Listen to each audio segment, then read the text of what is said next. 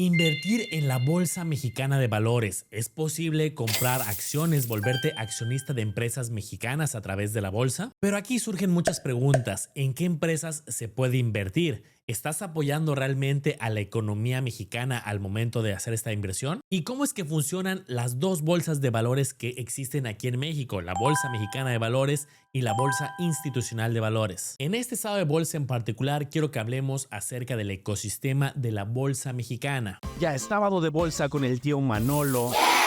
Curiosamente, es un tema que han estado pidiendo, un tutorial de la Bolsa Mexicana. ¿Cuál es el ETF del IPC de la Bolsa Mexicana?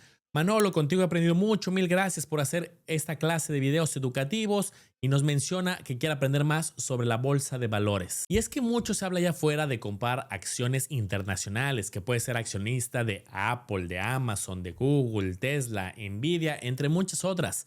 Pero ¿qué hay de la bolsa mexicana? Y es que también existen varias empresas grandes, conocidas algunas, que usas en el día a día y que cotizan en bolsa y te puedes convertir en accionista. Aquí algunos ejemplos: América Móvil, Chedraui, Cemex, Alsea, que es parte del grupo, por ejemplo, de Starbucks, Bimbo, Alpek, Azur, Banorte, Walmart, Herdes, FEMSA, incluso asociados al fútbol como el Club América. 126 empresas mexicanas al momento de grabar este video. Eso sí, de forma internacional tenemos acceso a muchas más, pero también es un universo interesante. Ahora bien, quizá este número te suena bajo y dices, oye, no, yo estaba seguro que eran más, cerca de 150, 140 y tantas. Tienes razón.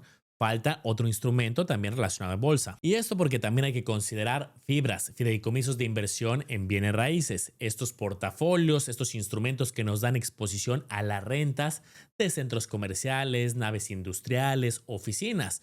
Aquí adquieres un instrumento y tienes exposición a rentas de muchas propiedades. ¿Y qué crees? No solamente hay acciones, hay fibras, también como esta pregunta que nos hacen o comentario: Manola, vengo siguiéndote desde Campeones Financieros, gracias, nos escuchas desde el podcast, me gusta mucho tu contenido y me ha ayudado mucho a aprender. Actualmente estoy buscando ETFs que operen en la bolsa mexicana. Esto por el tema del tipo de cambio, que ahora mismo no me es súper conveniente. ¿Dónde puedo buscar ETFs así? Pensé en Nasdaq y buscar alguno que tenga fibras. Pero bueno, aún estoy evaluando cuáles. Y es que así como existen los ETFs, que es un instrumento diversificado que dentro de un mismo ETF, similar a fibras, tienes exposición a muchas empresas. Por ejemplo, un ETF que siga el S&P 500, las 500 empresas más grandes de la bolsa de Estados Unidos, ¿existen así, pero de la bolsa mexicana? La respuesta es mucho más limitado. No hay tantos ETFs en este caso, pero el nombre aquí son TRAX. Y aquí podemos ver algunos ejemplos. Bien nos decías, el Nasdaq replica el IPC, las 35 empresas más grandes de la bolsa mexicana, pero hay algunos otros ejemplos. Incluso hay estrategias bastante especializadas. Aquí te dejo algunos ejemplos: beneficiarte si crece la bolsa mexicana, enfocado en China, enfoque si cae la bolsa mexicana, empresas con criterios ambientales o sociales, enfoque en fibras del sector tecnológico global o el S&P 500 con un factor defensivo en pesos. Y es que casi siempre en los videos educativos se habla de los ETFs o portafolios más orientados a Estados Unidos, como te mencionaba. Y creo que el ejemplo más general es el que ya hablábamos, el S&P 500. Vas a encontrar muchos videos, mucha información relacionada a las 500 empresas más grandes de la bolsa de Estados Unidos, aunque se pueda adquirir desde México, a través de una casa de bolsa, a través de un plan personal de retiro que tenga exposición al S&P 500. Otro ejemplo que seguramente vas a escuchar mucho también es el Nasdaq, que es un ETF o bueno, un índice que tiene exposición a muchas empresas tecnológicas principalmente. Aquí se aíslan ciertos sectores como el financiero y la mayoría tiene enfoque tecnológico. Ahora bien, el que sería el índice similar mexicano sería el IPC. 35 empresas más grandes de la bolsa mexicana. Aquí algunos ejemplos: Walmart, Banorte, Bajío, La Comer, Liverpool, Grupo México, Cemex, Alsea, Alpek, Bimbo, Chedraui, América Móvil, Grupo Carso, FEMSA, Televisa, Qualitas, Genoma Lab, Azur. Al igual que en el S&P 500 o en el Nasdaq, que son estos indicadores, estos índices, existen inversiones que replican ese índice, ya sea a través de los tracks, Puedes encontrar fondos de inversión que también tengan este enfoque, que los venden en los bancos. Hablábamos en la casa de bolsa donde puedes adquirir un track. Un mismo PPR también podría invertir en la bolsa mexicana. Y como ya lo decíamos, la característica es que sean las 35 empresas más grandes de la bolsa mexicana. ¿Qué pasa si una empresa, la que es número 36 o 37 o no está dentro de las 35, crece? Tiene una mayor capitalización de mercado porque crece el precio de sus acciones y por lo tanto también crece como compañía, puede sacar una empresa a las 35 y meterse una nueva. Periódicamente se hacen estas actualizaciones. Una de las formas más conocidas para invertir en la bolsa mexicana es a través de este instrumento que se llama Nasdaq. ¿Quién está detrás? BlackRock. BlackRock crea este instrumento y nosotros lo podemos adquirir, como te mencionaba, por medio de una casa de bolsa. Hemos hecho tutoriales educativos de cómo funcionan las casas de bolsa y que ahí puedes comprar y vender acciones, ETFs, fibras, tracks. Y quiero que le demos un vistazo con mayor detalle al Nasdaq. ¿Cuáles son sus principales posiciones? Pero ya hablando en porcentajes, incluso ver, por ejemplo, cuál es el top 3, el top 5. Pero antes recuerda que al ser un sábado de bolsa y ser un curso educativo bastante completo, el interés de la comunidad es lo que dicta si quieres más clases. 1000 manitas arriba y 100 comentarios de personas diferentes es el indicador de que haya más clases de este curso Sábado de Bolsa. Un curso educativo que encontrarás en el canal El Lago de los Business. Si te das cuenta, aquí donde está principal, videos, shorts, está la pestaña de en vivos y de cursos. Esa es la que nos interesa, cursos. Y ahí encontrarás la lista de reproducción, curso, bolsa de valores gratis. Aquí te dejo el top 10 posiciones del Nasdaq. Esta información es al momento de grabar este video, va cambiando, se van modificando los porcentajes, incluso con el tiempo podrían modificarse este top 10, pero es bastante consistente. Principales empresas: Grupo México, Banorte, América Móvil. Estas empresas rondan en el 10% de peso, un poco más inclusive, seguido por Walmart, FEMSA, Cemex, un poco por encima del 7%. Grupo Aeroportuario del Pacífico, Peñoles, que es de minería, Azur de aeropuertos y Grupo Bimbo. Ahora bien, al igual que muchos ETFs o estrategias que ya son diversificadas, que en una misma inversión te van a dar un paquete con muchas inversiones o muchas estrategias, hay una comisión por administración. En este caso del Nasdaq es de 0.25%. Es decir, tú vas a tener que pagar dos cosas. En la casa de bolsa, la comisión de esta empresa, de esta institución financiera, al momento de comprar y vender, esa es ganancia para la casa de bolsa.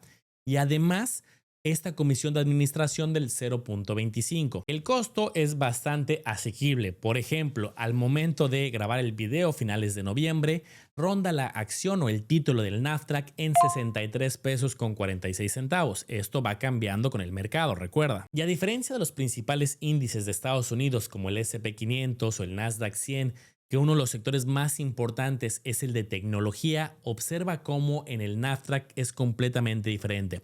Los sectores principales es consumo, cerca del 31%, materiales 25.33%, financiero en tercer lugar con el 17%, industrial 12.55% y el sector comunicación 10.67%. ¿Te gusta más la tecnología? La bolsa de Estados Unidos está más orientada a ello. ¿Te gusta más el consumo y materiales? La bolsa mexicana. Y en la página de BlackRock podemos ver este gráfico que podemos ir modificando ciertas variables y aquí hay un simulador que nos dice: si hubieras invertido 10,000 pesos, por ejemplo, hace 10 años, ¿cuánto tendríamos en este momento? Y podemos ir viendo la volatilidad a lo largo del tiempo.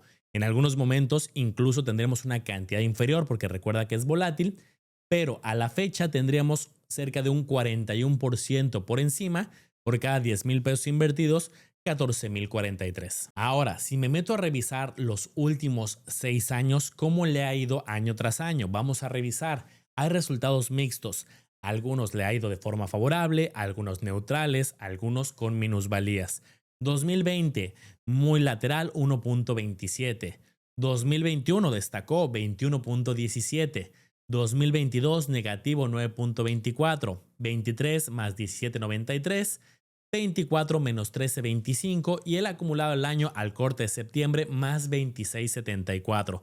Observa 3 años bastante buenos, 1 neutral y 2 negativos. Ahora, un dato que solemos observar cuando buscamos este tipo de estrategias no es un año en particular necesariamente, sobre todo cuando la perspectiva es de largo plazo, mantener esta estrategia muchos años. De ahí que un dato interesante es el rendimiento promedio, pero para periodos medianos o largos. Esta lámina me gusta y me parece muy interesante. ¿Cómo le ha ido, por ejemplo, en la visión de un año hacia atrás con corte a septiembre?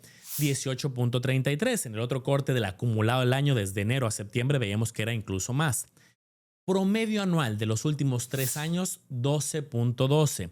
De los últimos 5 años, 10.90. Fíjate cómo cambia en la versión de 10 años, 3.95. Desde su creación, promedio anual 9.52. ¿Qué nos puede dar como lectura rápida estos datos? En primera instancia veo que la última década ha sido complicada en términos anualizados. Veíamos que sí había crecido con cierta volatilidad, pero ya cuando lo anualizamos el rendimiento no es tan favorable, menos del 4%, menos de la inflación o muy cercano.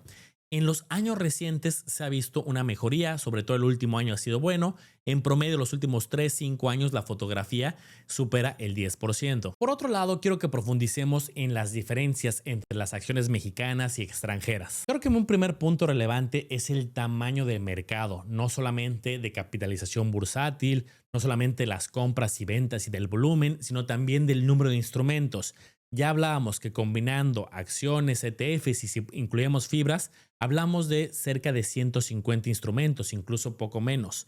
Ahora, cuando nos vamos al plano internacional, que se puede comprar desde México, hablamos de más de 1,500 acciones y más de 1,500 ETFs. Ojo, estoy haciendo esta distinción de instrumentos que se pueden adquirir desde México a través del Sistema Internacional de Cotizaciones, sin necesidad de abrir un broker extranjero.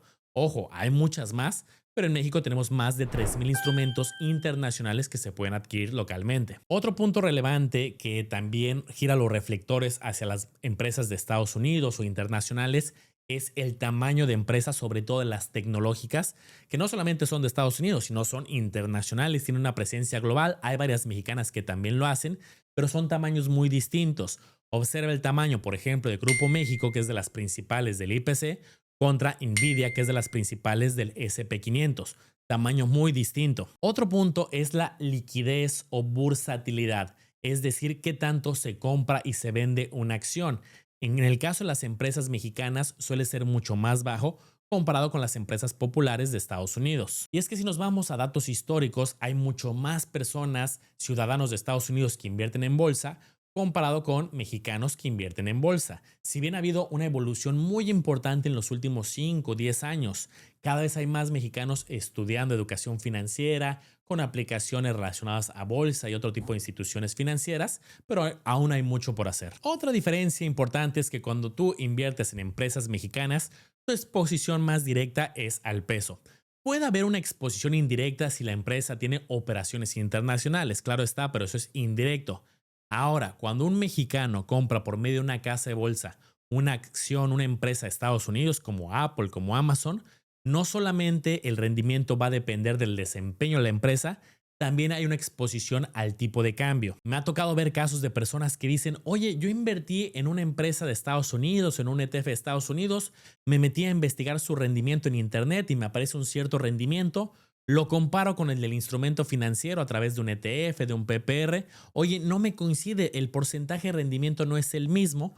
Puede que estés viendo la información del rendimiento de Estados Unidos y tú en tu casa de bolsa, en tu plataforma de planes de retiro, pues tienes exposición cambiaria que puede beneficiarte o jugar en contra. Eso, por ejemplo, le pasó a gente en el 2025, que el tipo de cambio a principios del año estaba en 20.66, incluso lo llegamos a ver cerca de 21.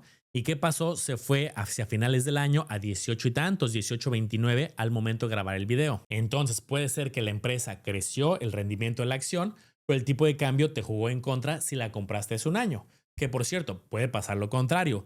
Si alguien dice, oye, ¿y si compro la acción ahorita que está en 18.30 el tipo de cambio y a futuro se va a 21 o 22? Pues ahí puede jugar a favor. El otro diferencial en cuanto a empresas ya lo anticipábamos, el tipo de enfoque de sector. En México, consumo, materiales y financiero. En el caso de la Bolsa de Estados Unidos destacan las empresas tecnológicas, también financiero y también consumo. Por ejemplo, observa el top 10 posiciones de empresas del SP500 de la Bolsa de Estados Unidos. Muchas o son del sector tecnológico o están muy relacionadas.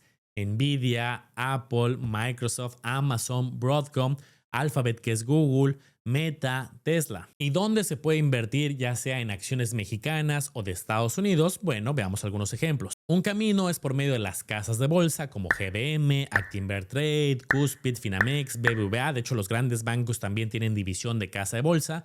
Son solo algunos ejemplos de casas de bolsa reguladas. 2, ya lo comentábamos, a través de un plan personal de retiro. Ahí también puedes tener enfoque a bolsa mexicana, al SP500, al Nasdaq, a otros portafolios. Ahí ya lo hemos dicho, transparente. Si tú buscas una consultoría en planes de retiro, personalizada, gratuita, aquí te voy a dejar la liga y también la voy a dejar en los comentarios. Si te das cuenta, son empresas bastante distintas, diferentes enfoques, sectores, tamaños, riesgos. Hay inversionistas que diversifican y tienen empresas mexicanas y Estados Unidos. Otros tienen un enfoque más internacional y está bien dependiendo del perfil de cada inversionista. Pero creo que con este video te va a quedar mucho más claro por qué en los videos, en la literatura, en las redes, hay mucho más enfoque a acciones internacionales.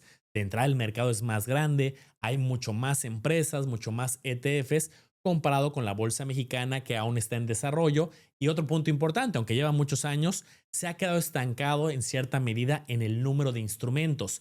A diferencia de la bolsa de Estados Unidos, que ha ido creciendo bastante, aquí desde hace muchos años son menos de 150. Aunque también hay empresas muy grandes, hay oportunidades y también se requiere un diagnóstico, una evaluación del ETF, fibra o acción detallado. Pero me encantaría leerte en los comentarios. ¿Tú qué opinas? ¿A ti te gusta la bolsa mexicana? ¿Has encontrado oportunidades? ¿Cómo has visto el desempeño en los últimos meses o en los últimos años?